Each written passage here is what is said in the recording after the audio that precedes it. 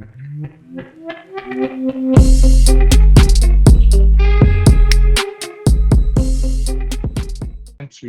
your next pitch deck, your next presentation slide, every single thing can be fixed with better typography understanding. So this is a typography for everyone class. It's going to be independent of your design knowledge. But if you are a senior designer, junior, intermediate, if you have an Instagram account that you want to promote better, a business online that you want to create better promotions for, you want to create a pitch deck, a slide deck, anything that involves you typing, I want to give some knowledge that could help that process for you.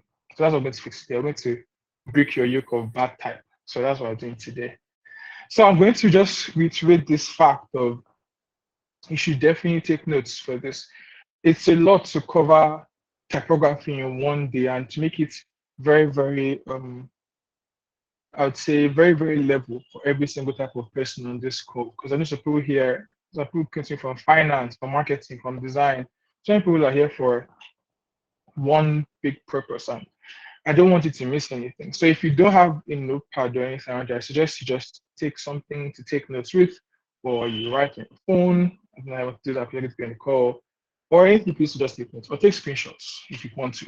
That's fine. But I promise you that if you just listen, you'd miss a lot, and it will not be the most beneficial experience for you. So yeah, that's what I could say again. Disclaimer. So this is all PowerPoint. The reason why this is important is many people here might not be experienced in design.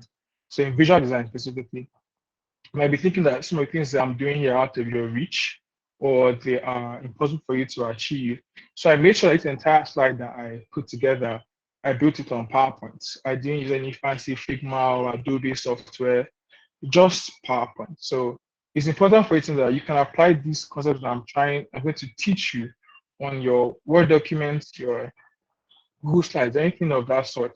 So I just don't want anybody to say, oh, you could do that because it was in Figma. There's nothing, I'm not going to do anything practical. I'm not going to, it's going to be a practical learning course, but I'm not going to design anything to you. I'm not going to start pressing any fancy buttons. It's all going to be here. So I just hope you get to enjoy and learn something from this today.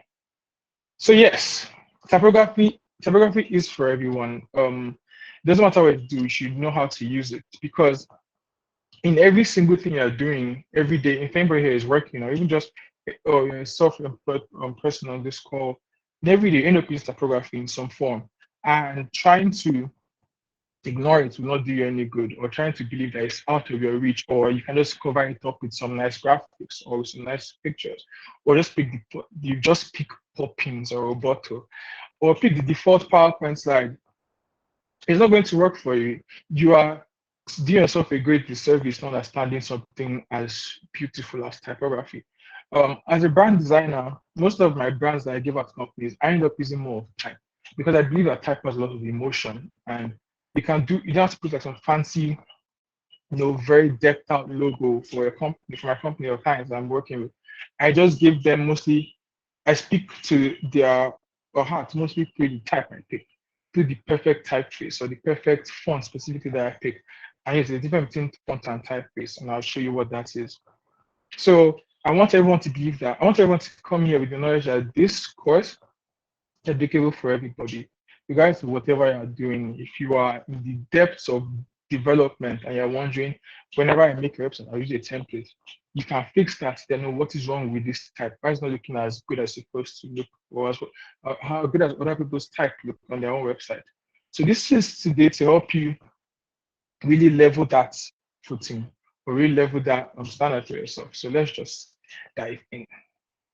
So what is typography? What's typographic design? So basically, it's how you display text on a layout. Very straightforward. I don't want to give any fancy definitions for it, but it's just basically on any layout possible, on any canvas you have, or paper, or post, or anything of that sort. It's just how can you arrange it best. So why is it so important for you to know type? Because it makes your message easier to understand. Harder important is you get to places like these where before I dive into where all this stuff in your screen, if you are communicating anything to anybody, it could be someone in your office or some birthday card for your mom you're designing, or it could be or a slide for your class to present to your class, or whatnot, or even something as deep as a website.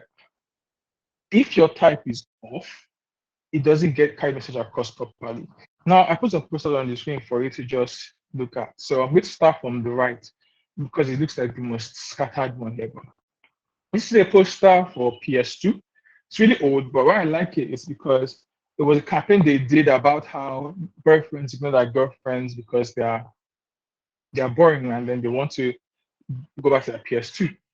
But it's a lot of scattered type. But I want you to try and just focus on me here is if you can follow the line, you can see that with the way the type is leading your eyes from I bought this more quality shirt, which I think will go great to my black jeans. And there's a rhythm to it that even though it's a lot of typography, a lot of type styles and designs on that page, you can easily follow through all the way to the end. And then if you come to the bottom here, it tells because your girlfriend bores you shitless.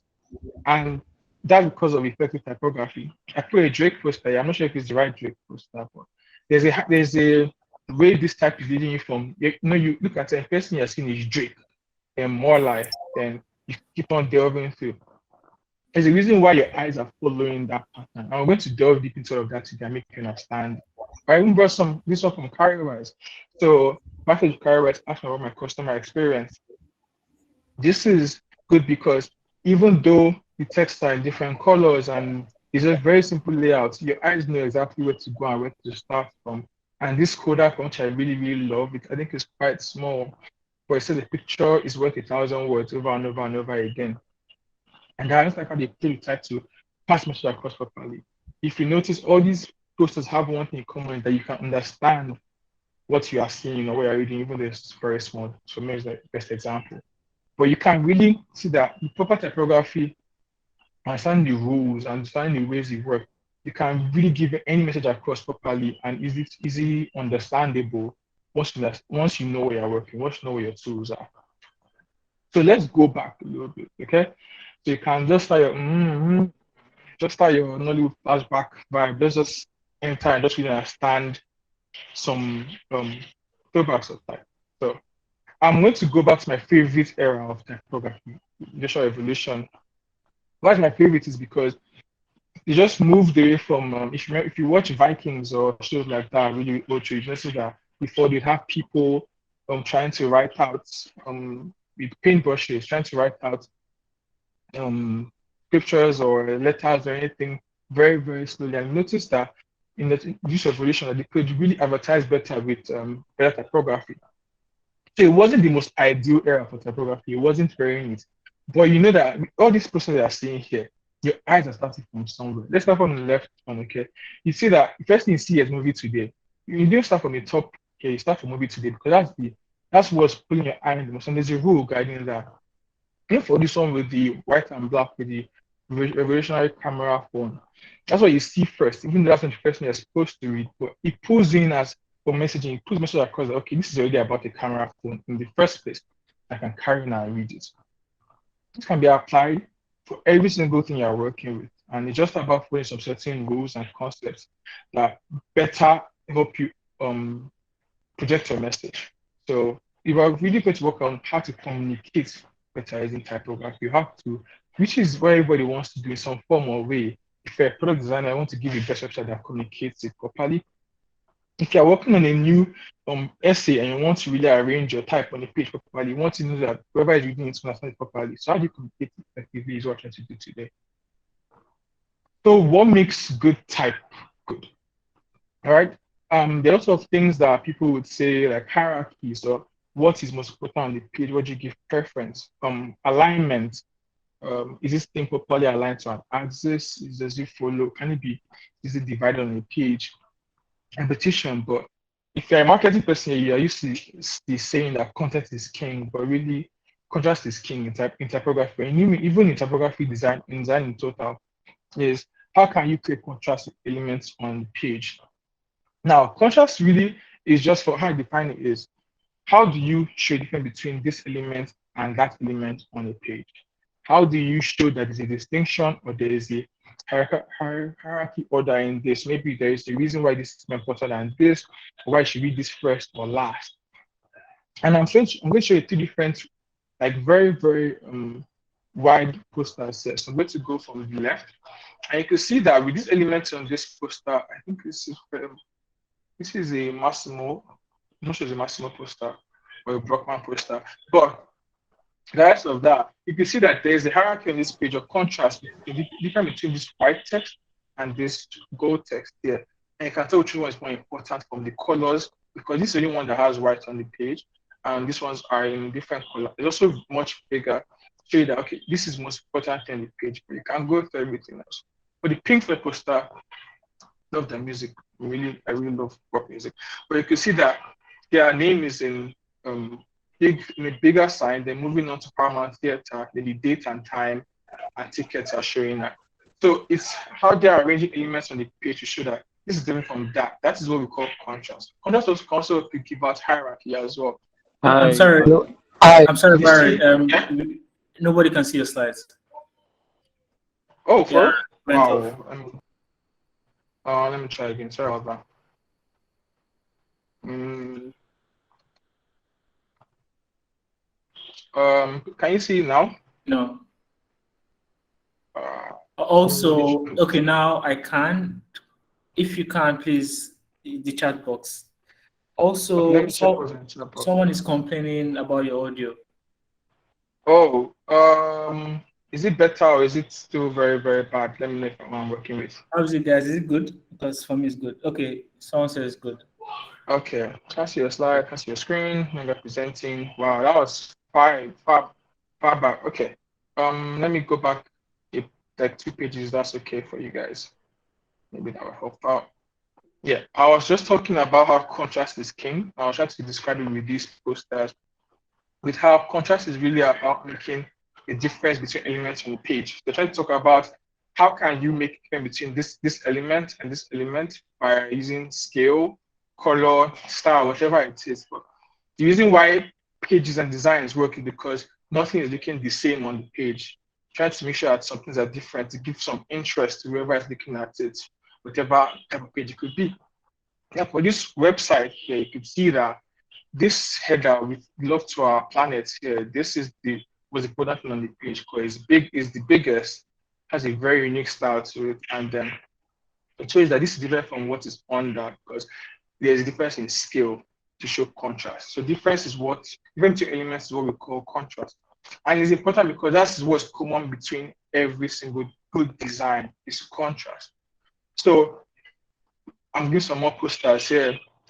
You see this Harry Styles poster, for example, you can see that the Harry Styles text is more important or is different from the text at the bottom, where it's in a different typeface and is smaller to show difference in importance hierarchy, but the difference itself is contrast.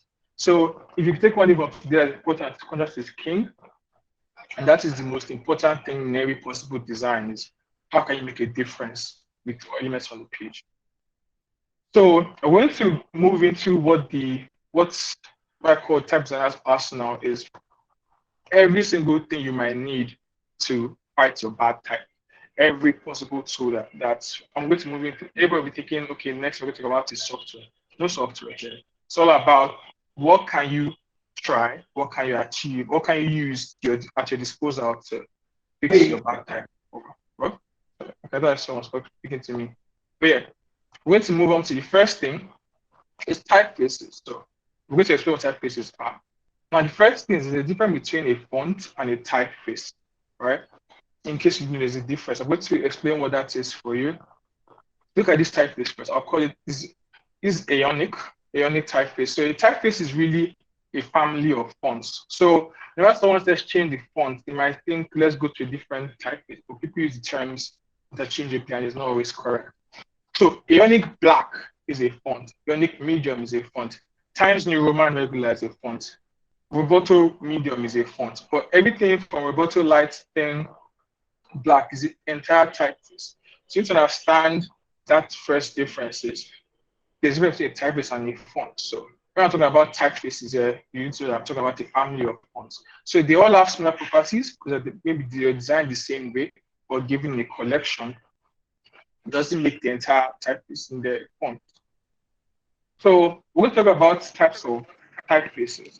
I want to know if everybody's okay. If you're still here, just put a thumbs up in the chat box. Only if you're still with me, let me know who is there. Or someone said they can barely hear me. Is it bad? Am I changing my audio?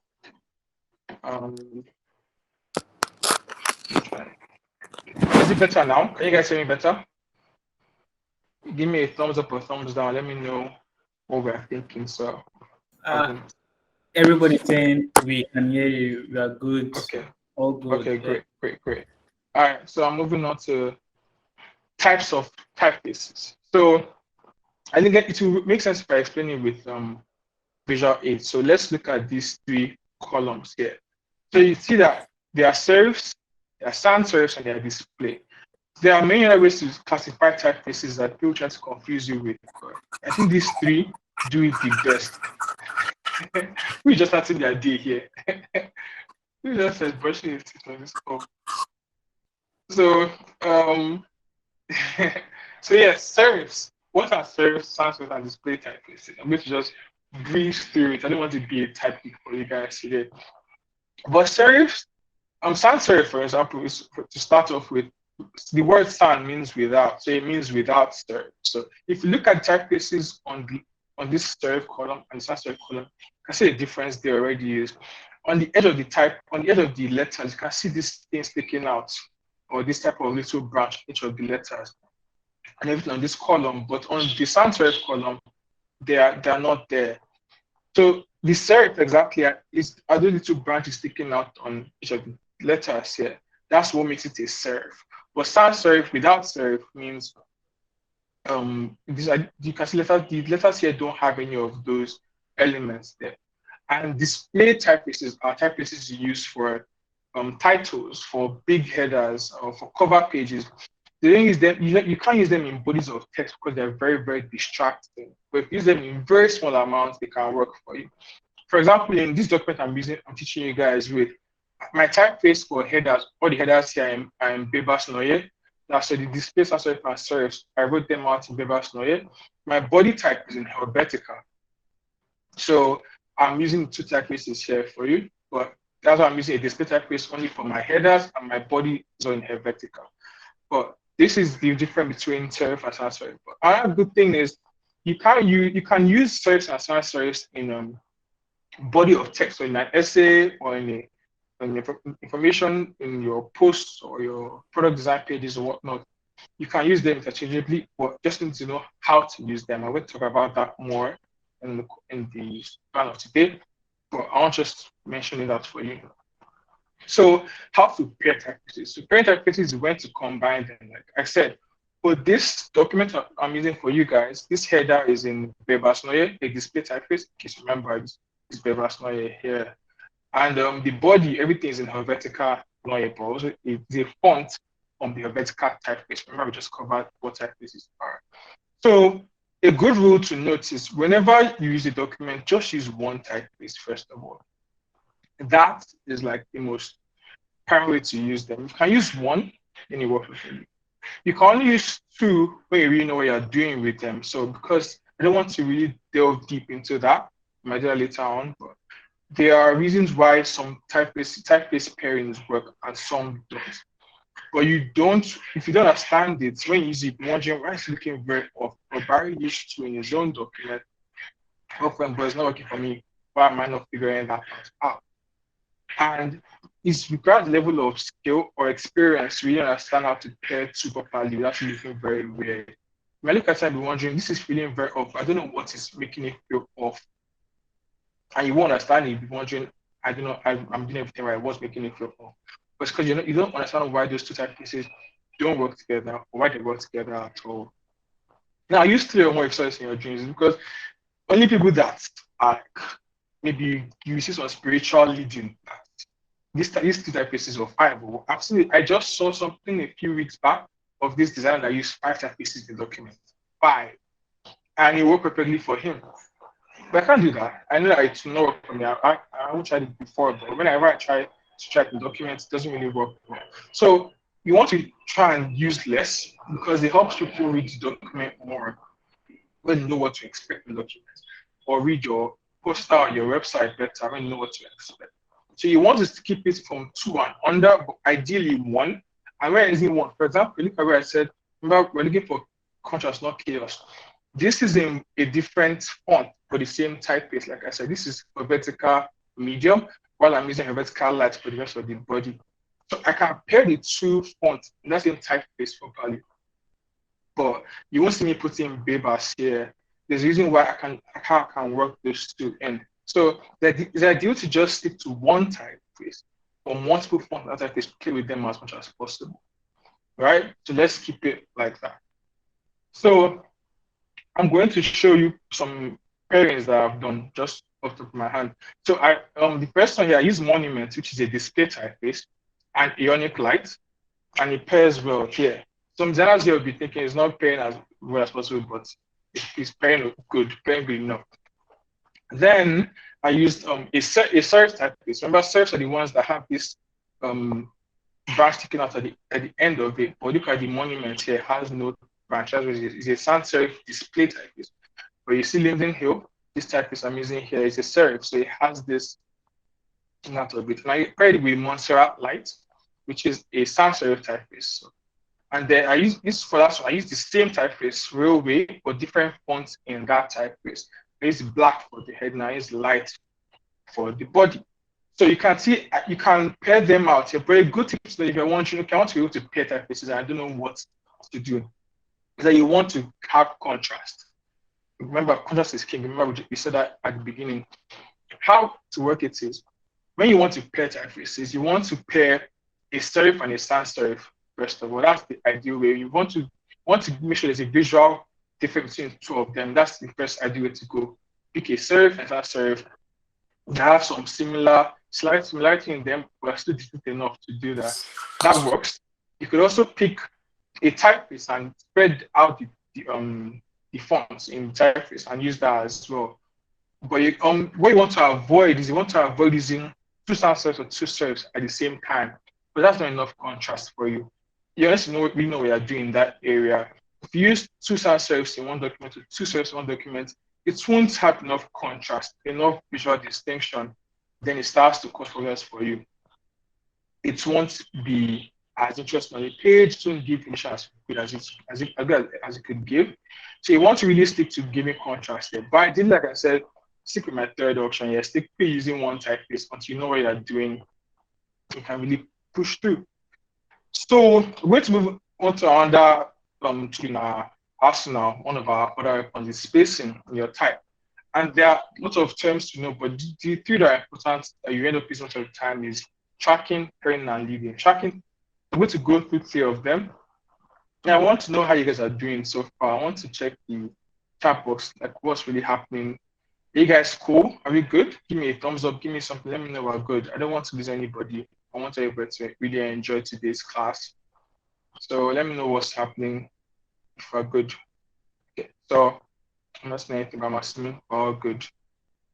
John, up your questions. Okay, hands are up, so I'm guessing we're good. Is that a question? I don't know. I'm guessing we're good. So yeah, let me move. What do you say? Do you want the class to be interactive? Do you want questions now after the? You can type in chat box. I could be going through and answering if there's anything, but there will be breakouts very soon. But yeah, we'll just save it till then. So let's talk about tracking first. Tracking access letter spacing. Remember that. So tracking, right, is really the space between letters on a page.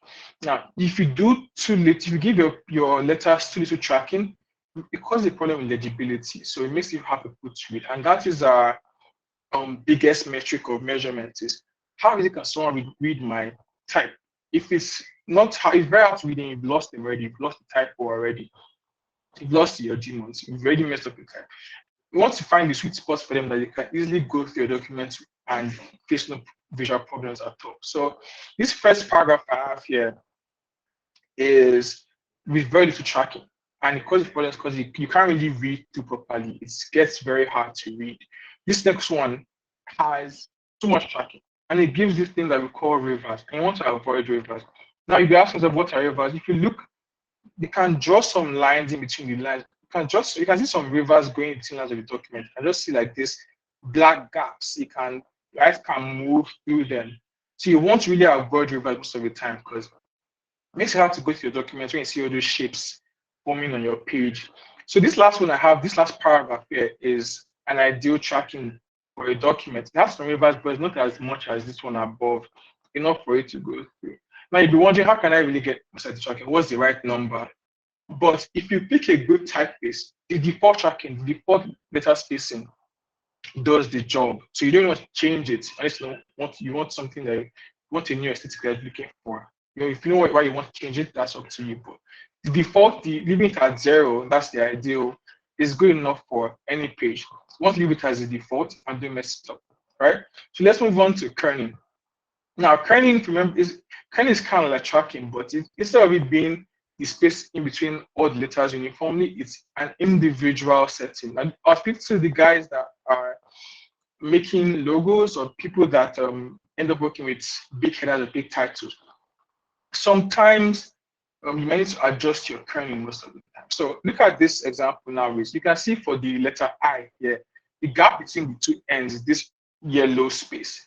And you notice that for the space between the N and G, it's smaller than the space between the I and N because normally our eyes are used to having smaller spacing between letters like these, like R and N and E and R. And you can see right for the letter K and E, big K, there's no space at all, but it's very little space in that because when you're working with capital letters and small letters, you want to keep space very, very tight. So kerning is not always uniform because when you look at a word on its own, not in the entire layer, but on its own, it has some things where you want to adjust the kerning. Or on a big document, or a big spread, or a big layout, or just even a page or a post, you don't have to adjust all the kerning, maybe just for the main title, the big title. And I'm wondering, how do you learn kerning? You can take a screenshot of this link here. There's a game here to learn kerning. I played a lot.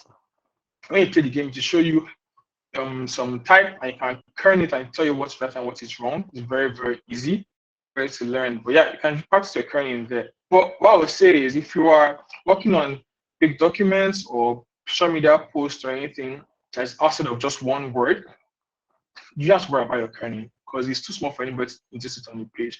So only when it's on a big layout like this, or a big word, or a big header, or a big logo, you have to adjust for kerning. Yeah. So leading is, or line spacing, space between lines, and it's a really quick trick for that. Is when you are working with a big body of text, that's like, a lot of text, you want to give more leading, so that's more line spacing. When you're working with this a title or something that is less body of text and just a really big title, give less leading. So I'll show you an example here. For my lyrics of Rema's Countdown, very nice song, by the way, love that jam. Notice that the space between the lines is a lot more than what I have here for this ad and how to make millions on the house from any illegal torrent site. So this is that there's lots of line spacing for the body of text because it helps your eye go through it properly, understand what you're reading properly. Than if you're having a title like a big title like this header here and want to space out like that, it won't work as well. So for guys that work on product design jobs or stuff like that, your hero images, your hero text, try and reduce the leading or line spacing on the text. You make it a lot more professional for you because it's expected, and it also makes it easier to read. So it needs to be less when you're working with the hero or the big text, the header 1s to like headers 1s to 3s. When you're working from your header 4s to 6 and your body text and your paragraph, try and give you some space, and it helps it flow better. For guys that work with social media posts or stuff like that, your document headers, your big titles on the page, try and give less leading. But for the body of text, increase it. Go to double or go to 1.5 they see on your Google Docs or your Microsoft Word. Give him more spacing. It helps it get easier to read, helps it become more legible. Right. So let's move on to something inside of spacing, but it's called proximity. So it's a rule of design where things that are grouped together on a page are assumed to be related. And if it's spaced out, you assume it's not. So let's have on the left here. You notice that this eye disease header here and the one underneath it, they're grouped together. So they're grouped together. So you can notice that they probably have similar info. But at the bottom right here, the logo here and this text is not grouped together. That means they don't share the same info. They were on the same page, not speak about the same thing, hence you spread them apart. It's a rule that's applied from social media to web design to every single thing. This web page here, the text under the title of the shoes here is grouped together for a reason compared to the body of text and description below, because it's not related as much. You can spread it out like that, or even the top of the nav bar on top. The spacing involved in it show that this is not related at all. Or put together, we actually have solution together. We are of similar information, we are of similar need, or similar understanding. Okay, that's what we do even with this poster as well. Proximity is something you can really try out for a document. Not a lot, a whole lot. I suggest you go to Pinterest and check out some posters about proximity to help you understand this a lot better than what I'm doing today. It's a really, really, really, really powerful tool for you to try. So let's talk about grids. So some already thinking about that 12 column grid, but it's sad that that's where it starts for most product guys. Is just 12 column, 6 column grid. Next thing they are done. But a lot more to grids than that. And even for people that design posters or post out a new sale on their social media, and you design your stuff without any grids, yeah, this will be great. This service, I'm going to really run through some great ideas for you. So now, okay, let's start with the regular 12 column guys. They already used to it for a professional guide. If you're not, it's new for you. But yeah, we have some 12 column grid. A grid is divided elements on a page, but with some form of rules, maybe columns or rows or lines to really show where to place objects. So everything in red here on these two pages there are grid elements. So for this one by my left, they're using columns to really show how to space out things on the page. And I see that the header on the rear boiler advertising are aligned to one column or in a group of 4 columns there, and the copies on that same column as well. And it swaps the grid out at this other side here. You see the other side. And this is what people use for most of their website. This same 12 column grid, it works most of the time. It always works. But there's more to grids than that. You can look at this vertical post by the right here. It's what we call a modular grid. It's a grid that has rows and columns. That's when it becomes modular. You can really break it up into chunks of squares or rectangles. Now, why is this really, really important or really good is that whenever you're reading a newspaper and you're wondering how is it so aligned that it's close profiling on the page or the magazine is really, really good because they're employing grids there. And if you don't use them on your own documents, on your own pages, it's wondering why it's not as professional looking, why it's not as effective as it's supposed to be. That's because they're not employing grids a lot here.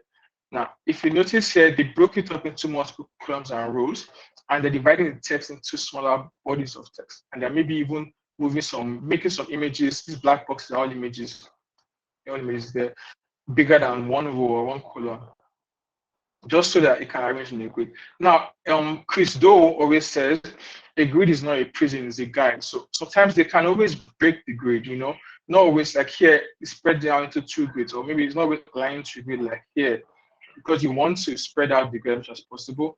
You don't want it to continue, you want it to guide, not continue. So really learn more about grids, but this is just a really quick info on that. Now, there are more types. There are a lot of types of grids that we're not really exploring here. One that I think is really, really fun is the Fibonacci grid. I won't really go deep into it, but it's this curved line here. What the Fibonacci is, Fibonacci grid always guides people to certain point on the screen. That's why for this Fibonacci grid, the curve ends at where to order. It's guiding your eyes. So, okay, let me look around here. You won't notice grid on the page, but then they employ it there to show you, to focus your eyes on some parts of the page. Look at the bottom ones too. If Fibonacci is being employed there, I trust me that I use the grid a lot, but it's so because it's not going to show on the page, you feel like it's not there because it's always been employed in one form or the other. And if you understand it and use it very well, trust me, you're going to really enjoy grids. So, like these other grids, these are another modular grid here. And this poster, this is by Joseph Miller Brockman. It also uses a grid, but it's not showing. I want you to just really see it and with your own eyes, try and run lines so you can really sense how the grid is working horizontally and vertically, you can already see it with your eyes when you know what you're looking for. But if you're wondering, you before to be wondering how it's really been in, but you can really see that it works for almost every single type of information. Like for this book here, it help you create a rhythm on the page if you can look to those grids. So I'm going to like hype myself here, but the poster I put out for this class, I employed a modular grid. It's one, two, three, four, it's six columns and four rows. And I used that, so I put the grid lines in green just for it to shape, but it wasn't really on the poster. But I used the green grid lines in my design to arrange the stuff on the page to a certain type of grid. But I broke the grid sometimes. I didn't let the grid hold me in. Like with the P here, you can see I didn't let it align to a certain point. Because it's not a quiz, it's a guide for me. I don't have to make it align. But I need some elements work with the grid, just the ones I needed it for. And then I like to align it with rulers as well, just to really get elements on the page. If you wonder why that poster work, why would I break typography into three different syllables, or three different lines, sorry, and it still work visually on the page? Why did I have some? And you can see I also applied contrast here. Like I made the link and the dates a different color because I wanted that to be important. There's contrast there. So that's why the link is in red. It's red, so you remember that first. You wonder why you remember the date, why you remember the link, and in time is because of those little points of contrast, right? So everything else was in white, and this was part of class for everyone. It was important for everybody so that you can come for the class. It was in red as well, just to make some visual contrast happen. So it helped you understand the page. So I applied contrast here, I applied spacing. Notice that the text here has less space than the text here. I employed spacing, I employed contrast, and I also employed some form of grid. That's why your design worked. So when those rules are being applied in a very, very good form, it helps you create your design looking better. So we're going to take a quick break here because I was rambling a lot, and I'd be love for you guys to really take in. So we'll take some questions now before we get to our last stretch of content. So I want you Okay, guys so to now, ask questions. Yeah. okay, how do you want the questions? Do you want them to type it or do like a If you record? want to raise up your hand to talk, that's fine. I won't type it, that's fine. Anyone, let's just get some questions out so we can make sure everybody's on the same page. Any questions, guys? Let's like go through some stuff. Okay, Q. Okay, there's a Q. Yeah. All So right. let's start So from next person, Oluchi, you can unmute. All right. Good afternoon or good evening. Can you good hear me? evening. Yes. Yes. I can hear you. All Yeah. right. So, okay. It's more or less a question. It's more like a I just wanted to just appreciate what's happening here. It's many of us when we started out as designers, we did not have communities like this to sort of like direct our thinking, or should I say creation process. So shout out to Barry. It's been a great lecture so far. So I just wanted to just give a shout out. There's no question. Thank you. Thank you. I appreciate it. Someone is presenting here. Someone is presenting. Who is stealing from me? Okay. Okay. Yeah. Next person is Olubi Marvelous. You Yes, can hi. Can you hear me? Yeah, we can Yeah. hear you. Okay. I typed it earlier. I said that she please like explain that sans and serif and sans serif. Like I didn't get the explanation. Like the differences between the two.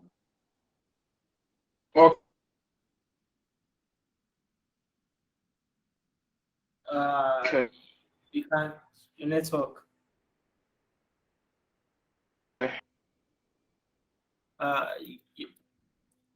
Is it from me or is network is actually bad? Okay. Is it from me? John, can you hear me now? Yeah, yes, better. Okay. Okay, great. Can you see my screen? Yes. Okay, great. So, who asked the question again? Oluchi, right? Was that? I don't know. I didn't get your name. Marvelous. Okay, marvelous. Yeah. So serif and sans serifs, right? Just understand that the term sans serif means without serifs, and serifs mean with serifs. Now, a quick history on it is serifs are older. Not all of them, but the idea of serifs are older than sans serifs. Why is that serifs were usually they're from a style of hand drawn. If you look at the serifs by my left, you notice that they have a style of maybe they're drawing like a very, very fancy pen, or a very red tipped pen, because they come from that style of being hand drawn. Serifs like Bodoni and Dido, I think they're older than I don't want to give a guess, but I think they're way older than you can imagine the style for this serifs. So because they were hand drawn, they have specific styles to them, and they have these edges that always stick out. Like look at the B's and the D's there. You notice that by the edge of the B's, it sticks out a little bit, like this red branch coming out of the D and the D's, the B's, the K's, whatever it's like that. Those sticking out parts are what you call serifs. The main types of serif, I don't get into them. But those parts that stick out are what makes it a serif. When it comes to sans serifs, which means without serifs, a vertical, for example, has no part sticking out. Like I want to compare letter on a vertical for you to see. Let me use something like, okay, let me use Futura here. Futura. Compare Futura's R and the Garamon's R. Now, if you look at Futura's R, look at the base of Futura's R. It's just like this rectangular tip at the end. Look at Garamon's R. The bottom of the R spreads out to those branches, those serifs. Those are what you call serifs. If you look at like what was going to make some fun here. The R is a really good example. I think letters like the R are a good example way to spot it out. We look at the capital letters here on all the letters on this stencil, and the capital letters here. They all have sharp edges, but none of them have those flowing edges like capital letters on this serif page. You don't have this branch coming at the serif sticking out of all of them. That's how you know you're between a sans serif and a serif is how the branch sticks out, how the serif goes to the page. Does that make sense for you, Marvelous? Does that help you? Does that help you answer the question? Yes, I got it. Thanks. Okay, great. Okay, the next is Efosa. Okay, Hey, hi. Please, can you Hi. briefly explain the spacing terms again? Okay, I'll do that for you. So there are three. I'm going to maybe name them. I'll call this one tracking, kerning, and leading, but it's what's called letter spacing, kerning, and line spacing. Now, usually people always confuse tracking and kerning because kerning is really about spacing between individual letters. Not necessarily the entire, it's not uniform. You can see that the yellow bricks here in between the I and the N is bigger than the ones for the N and G, which are in blue, and the green little one between the K and the E. So the kerning is always different spacing in between individual letters, but tracking is uniform, is that every letter has a spacing between them, or one spacing between them, or two spacing between them. So tracking is something you can achieve on any document, any software, add or reduce tracking. But what I mentioned about tracking is that if you have too little or too much, you're already like overspicing your food there. It's going to get very tasteless. You want to have the ideal amount of tracking. And if you do, the first paragraph here is very little tracking, next one is very much, and the last one is very ideal. So what I said was that to get the good best out of your tracking or letter spacing, that's what I think for tracking, is leave it at the defaults. Leave it at the default and don't try and leave it work with the default that you have been given, and don't try and add to it. That's the most ideal form to work with tracking there. So yeah, and then the last one here is leading. So for leading, I explain that's also called line spacing, right?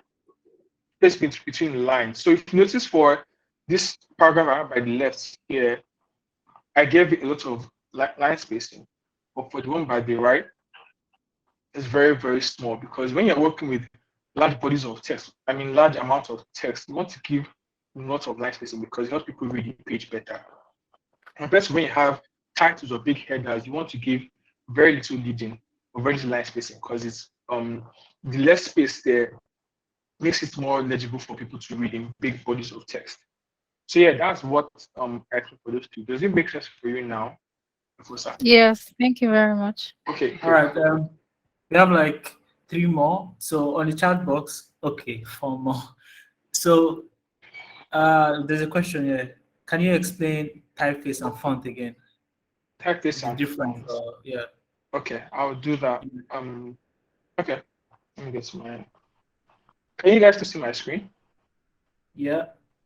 Okay, so when I was talking about typeface and fonts, is because a typeface is a family of fonts. So when you're working, let's say you're using a typeface called Calibri. Let's use Calibri for example. Calibri can come with the italics, with the normal one, and with the bold. The Calibri bold is a font. Calibri italics is a font. But everything, all the entire Calibri, regular italics, and bold is the entire typeface, right? So whenever someone tells you to change the font, maybe they might try to change the font in that same typeface, not necessarily change the entire typeface itself. So I give an example of this typeface called Ionic. These are all the fonts in that typeface: air, thin, light, medium, and black. So you can pick any of them and use that as a font, but you won't call Ionic a typeface, you call Ionic a font.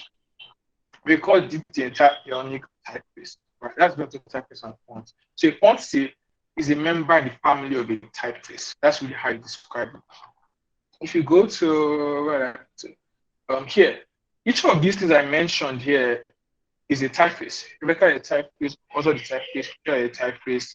These are all typefaces. And inside them, they will have their own individual fonts. So Rebecca will have its own light, medium, black. Weber Snow has his own book, light, medium, black, bold, italics. They all have their own font typeface, and they're never the same type. Maybe some of them will not have italics, some of them have italics. That's another thing to note. But yeah, typeface is a family of fonts. That's the way to describe it. Okay. Next question. I have always designed with column grids for UI design. How do you suggest I implement baseline grids? Okay. So this is a product question. If you guys are product guys, you should probably try and take this. Is when you're working with baseline grids. So okay, let me go to a grid page so everybody can follow along. Don't really get lost. I'm trying to keep it just possible. Yeah. Okay.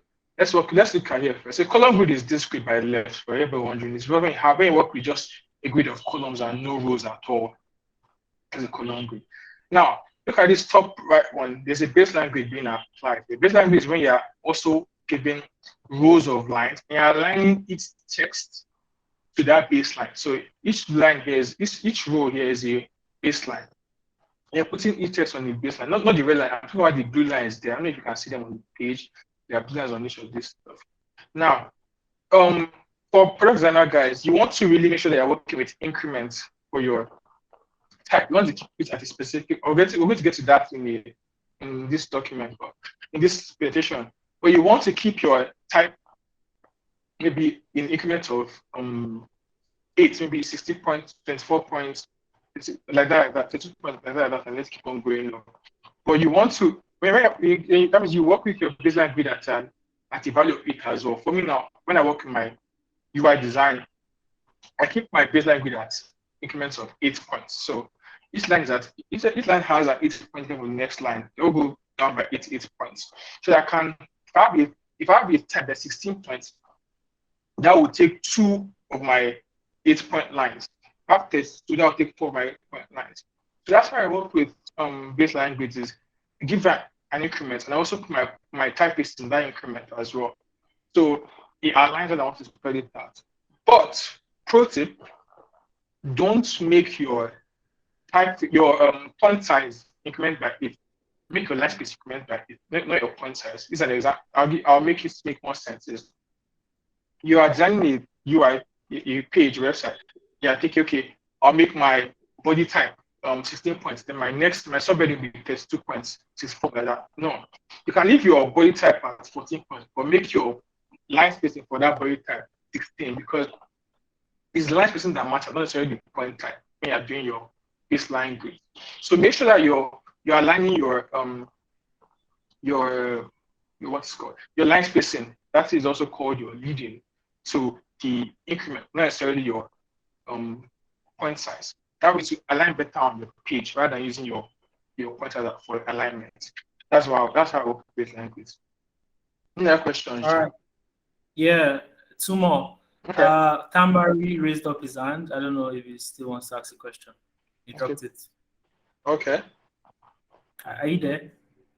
Number is I'm still. It's not. It's Okay. not. Okay, it's not. It's It's not. not. It's not. You Okay. answer the question, yeah. Okay, all right. So the last question here is, uh, if I'm not saying your name, I can't pronounce it. Sorry. So just like the popular or standard 12 column grid system, is there any for standard system for rows too? Is there a Well, standard system for okay. rows? Well, there's no popular system for roles. I'd say that there's more to grids than I can explain on this call because of how I want it to be open to everybody. But I tell you that you should explore grids more in depth if you're interested in them. How to work with baseline grids, how to use root two, root four grids, how to work with regular arbitrary grids as well. Making your own spacing for grids on your own page as well. And not just for UI guys. I'm talking about I've used grids for social media a lot more than I've used for UI. So when I'm making a post for social media, I use grids a lot more than I use for UI as well. So try and explore it for anybody on this call, even for your documents. If you look at this page I'm on, you see that this one by the right is a grid being applied there. It's not UI, it's just a page of text. But the grid is very, very in-depth and it works. It gives your page some rhythm, which is very, very important. So I suggest you should explore baseline grids. No, explore grids more in depth than what I'm giving you on this call. That's what I'd say for that person. Last All question, right. sorry, it's a very good question. Yeah, so I think I would have the last question. Answer the question. Okay. Yeah, so you have talked about so many things, yeah? A lot of technical things. Yeah. Why are those things important? Like, why do we need to know them? Why can't I just go straight or maybe Figma or if I use Photoshop or something and just put things there and boom, take it out? Why do I need to follow all these things you have talked about? Like, why is it important as maybe a designer or someone getting into design? Why is it important to follow or to listen to everything I've said? Okay. The reason I'll answer this in a lot of forms, but the first form is I've gone to a lot of design courses, and maybe if you take a boot camp somewhere else or you take a course online, but no one really focuses on typography enough on any of these courses. And I also will talk about it on as simple a task as a slide deck or a slide for submission and whatnot. If you are forgetting typography in those things, you finish your type and you finish your design, you look at it and thinking, this thing is not looking as good as other people's own. Why? Why is not having that professional feel I thought that template to give me? But when I copy website design, doesn't feel the same, doesn't feel as professional. Why? And you can't pinpoint that problem. Problem is typography most of the time. So if you understand these rules and you apply them to what you already know, you can see difference. If you just go and if you leave it to them, go and try what I've told you on your existing work, difference will be very, very, very clear because you will not notice those things or why it's not working until you understand what those rules are. So what's important is that if you can try these things or these problems or these new concepts on your existing documents, or your existing Word documents, your PowerPoint slides, your posters, your UIs, your logos, try these new concepts out on them. It's have that professional feel that you were trying to get for a while. That's what's important. All right, thank you. We can continue. Okay, great. We're going to enter the last stretch now of work. Yeah, I'm going to give you a lot of tips because I believe that you might need some faster bullet points for learning that just I can't give a full master courses. I'm going to give you like the most important tips. I believe you should just note all of these down because if you can apply these tips in your new work routines, or for anybody here from senior designers here to newbies, everybody, you may just see something that you've never heard before or tried before. So just try and take some of these or all of these tips down. The first things first is you want to always go for a flush left, rag right. So what is that? Is well, how every text I put on this page has been. Flush left means that everything on the left is aligned to a specific axis, but there's a rag at the right. That means an uneven alignment at the right. Why is it important? Is because we read in English most of the almost all of us. So we're used to the alignment of flush left, right. So if you design a poster and put it center aligned, and so center aligned, it becomes hard to read. It becomes very hard to read. And it's even also if you put it in your flush right, which is reading like I think that's Arabic, I'm not sure. But that's all yeah, reading from the right, it becomes very, very, very hard to read. So first tip is that try your flush left first. Give it a flush left. And then if you need to make some difference, explore other types of alignment, but with reason and with skill. So understand why these elements are necessary first before trying them out. And always try and ignore this justified. Ignore just justified text because it creates this rivers, this rivers in the text that's very, very unappealing, very, very ugly to the eye. So try and avoid justified text as much as possible. Stick to flush left first. It always works. And this entire document is in flush left rag right, and it's worked perfectly for me. So just try to stick to that. Then next thing I've seen people try a lot that is very, very wrong is overusing italics in the text. Italics they were made for emphasis when they were created. And the thing is that not all typefaces have italics. So let's say you're using italics from Calibri. It might not even give you the right italics, it might give you a slanted text, which is wrong. So trying to use italics a lot will not work for your text because it's defeating the purpose of italics in the first place. It's making it more common than it's supposed to be. It might just be for like one word in the text. I didn't use it here because this typeface, your vertical does not have an italics form. So I won't force it on the page. So I'll ask you to just, if your typeface has it, use it sparingly. Like it's just like salt, just very, very little. The less the better. And less is the more useful they are in the body of text. So yes. Next thing is what's the right size? So for text, you want to keep your text on this amount of characters on a line. So that characters are each letter or number or space. That's the most ideal amount of text on any line. And the most ideal point size for reading, so that's size of text for reading is 9 to 12 points. So that means most of your books that you read, they're set on maybe 11 points or 12 points of type. That's the size of the font on the page. 9 points is for like maybe some captions and some very small citations and whatnot. But you want to keep between 9 to 12 points ideally. Then scale it up from there to headers or subheaders and whatnot. Try and keep it on 9 to 12 points for your body text. Then scale it up from there. Then don't space initials. Right? That's something people forget to do is that when I put some initials, you put a period between the letters and you don't space them out. You want to keep them together. That's the right way to write initials.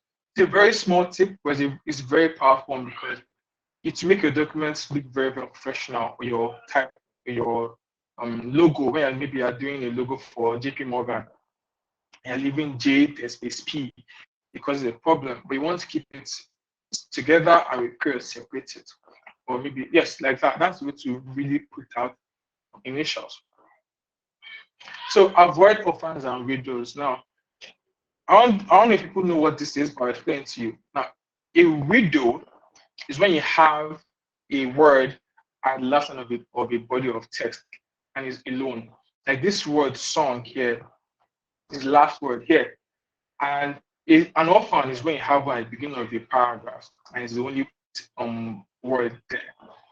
It's very, very professional to have widows of orphans in your design work or any work at all. It makes the text feel unbalanced, like it's about to fall to the right, and makes it feel very, very unprofessional. So you want to really rearrange your type to maybe increase the space of the width of the type, change the typeface, rewrite some words with synonyms, or try to fit it in. But you want to maybe keep at least 2 words or more at the last line of your body of text. So avoid the pattern videos as much as possible. That's the most ideal way to work. I'm going to keep on moving with these. So please try and take this. I want to emphasize that now. I feel like you could miss a lot of stuff. Your take screenshot and just try and get things down. So yes, begin and end with the same typeface and type size. Now, why is that? How is that? How can that be applied? Like here, you can't end the body of text on bold or italics or end the body of text on the bigger point size. You want to keep uniform at the beginning and at the end. You can change it up in the middle, like I put the bold here in the middle, but you don't want to end the body of text with a different style as I started with. If you start with bold, end with bold. I'll go back to an example that I did with this poster I put out. This text here on this document, this class is for everyone. They're both in bold, but they start and end with the same like that. Just a way to really apply it is you want to start and end with the same typeface and type size. It's very, very easy to work like that. Let's keep a weight. So what does that mean? I'm going to backtrack so it will make more sense when I go to the typeface. Yes, here. Now, the difference between one font and another font in a typeface is the weight. So the weight is how thick or thin is the typeface on the page. One thing I think is the font, sorry, in that family on the page. Now, when you're working with a document, let's make sure that you're not able to use light and medium on the same page. It's not enough contrast. So you might want to use light and black, or medium and thin, or medium and air, or air light and black on the same page. But you don't want to use medium and black on the same page because there's not enough difference to make sure that there's contrast there. So skip a weight whenever you're working with some typefaces or in some layouts, anything you're working with as much. Try and skip one weight in between and work out that contrast as much as possible. That would help you design a better layout. Right? I'm going to move back. That backtrack, I think we're necessary. Yeah, I think we are here. Now, scale your type, right? Someone asked a question about how to work with grades, with baseline grades, but it works with scaling your type. So if you're working on a document and you're trying to wonder what size should my header be, what size should my body be, or a poster, try and work maybe in double. If you don't know how to work in anything, work with double first, rather work with any specific scale. Let's say you're making your body text 12 points, make the subheader 24, make the big header 48, right? And go like that, 96 or upwards. That helps you give some rhythm on the page. If you're working, this one I had there, the caption is, as I said, it's not in our actual social fragment, but that's because I'm using it as a caption. So I know what I'm doing. I can make sure it's right. Spacing is not the best, but it's just for an example. So I use 9 points here, 18 points, 36 points here. There's a rhythm in the font sizes I'm going with. It's really help you if you understand how to make that rhythm. Just start by doubling text. That's the best way to just double your text as much as possible. Then I move on to this important point. Don't just pick any fonts. Just say, okay, this font looks like, let me just see the order from Google Fonts and put it in my document. No. Some typefaces are poorly designed, so you need to understand why you're picking them. Pick popular typefaces that are trusted and well used. First, start exploring newer ones. If you're someone that's seasoned in design, to explore or look at why you're picking them out and look at if you can speak highly about that typeface. Some typefaces have bad kerning or bad normal tracking or bad weight or bad italics that will spare a design of if someone professionally looks at the layout. So you want to really pick typefaces that are renowned or popular enough, have a good reputation. If you want to pick a new one and explain, look at how they've been used with other layouts. Do a search on that typeface and see how it has been before. If it works for your documents that you're trying to achieve. If not, use anything that's just irregular or like it looks cool. It looks cool to you, but then when your audience is like, it looks very, very off to me. It's because you picked a very, very regular typeface. So yeah, that's another quick tip. Now use your margins. Margins are specified by the size of documents. Look at this document I'm working with. I've written the margin here. I barely put stuff behind this margin here, up top as well by the side. It is because there's an analogy that Chris Do gives where imagine this entire document is on the floor, right? And the elements on the page, like the text and pictures, they are all structures, maybe like let me say they're all buildings on the floor. If your eye can walk through this page, it's good. You want to give yourself some space to navigate the page and not be blocked around. So margins around the page help you give some space to the document. Like you need to embrace the space. Let it really, really breathe. So I implore you to always try and work with margins. You're almost done. I don't want to swamp you guys with too much information here, but try and just take some notes of all these things down, listing out. Now, building on that last point is embrace negative space. Negative space is when the white space that's not white. Not this white space, but space that is free in a document that doesn't have any elements on it. The background space that are enjoying, that are letting your eye roam through. That's what white space is. That's what negative space is. You want to let your eye enjoy that negative space, that white space. It makes design breathe better. It makes the person that is looking at it more comfortable, more relaxed on that page. Sometimes you can cut out margins, but this is a very expertly done poster. You know what they are doing to still cut out the margin here. With posters like these and like this too as well, spacing on the page is really spaced out, and you can really see that your eye can really wander to the page and still not feel cluttered to you at all. A very, very big tip. I'm thinking that, oh, this page is looking bare. It's not bare, it's breathable, it's freeing, it's easy to look at, it's calming to the eye. So you want to really embrace that negative space. Now, this is important, but don't stretch or squeeze that. Don't try and compress it or pull it out because you don't really know what you're doing with that type. These are examples of how not to stretch type because font typefaces are not, they don't come from the sky. People design them. And when design, they know what they're doing when they design those typefaces. And you don't want to be the one to ruin what that person has created. And you don't have the skill to distort it. So just leave it as it is. I find the typeface that maybe is extended or condensed to fit what you're looking for. But never manipulate type. Like this is a very terrible way to manipulate type. Because it ruins the form. It starts to look very ugly and very out of character. Want to look at examples of how type can be manipulated properly? Look at posters like these. You can see that the shapes are still maintained there, but in a more pleasing way. The lines are still as thick. The forms are distorted, but not in a way that is unappealing, like we hear too. It's still aesthetic, and they know what they're doing to manipulate type properly. You don't just pull or squeeze it. You want to really play with it, but you don't know. If you know how, play it. If you want to know how, learn it. It's very learned on YouTube everywhere. You want to learn how to make it work. I look at my mentoring poster. I love this poster a lot. I love it a lot, and it's very actually done with the manipulation of type. The ends are beautifully spaced out, and the M too as well. But it's someone I can't accomplish this as easy as person did it. It was expertly done. And you don't want to be the one to ruin it if you don't know what you're doing. So yes, just refrain from stretching out time. And with that, I want to end my tips. I believe that everything we did from covering out what typography design is, what makes a good typography design in terms of the rules being applied, like contrast, hierarchy, spacing, and the way tools you can use like spacing type, grid, and typefaces itself.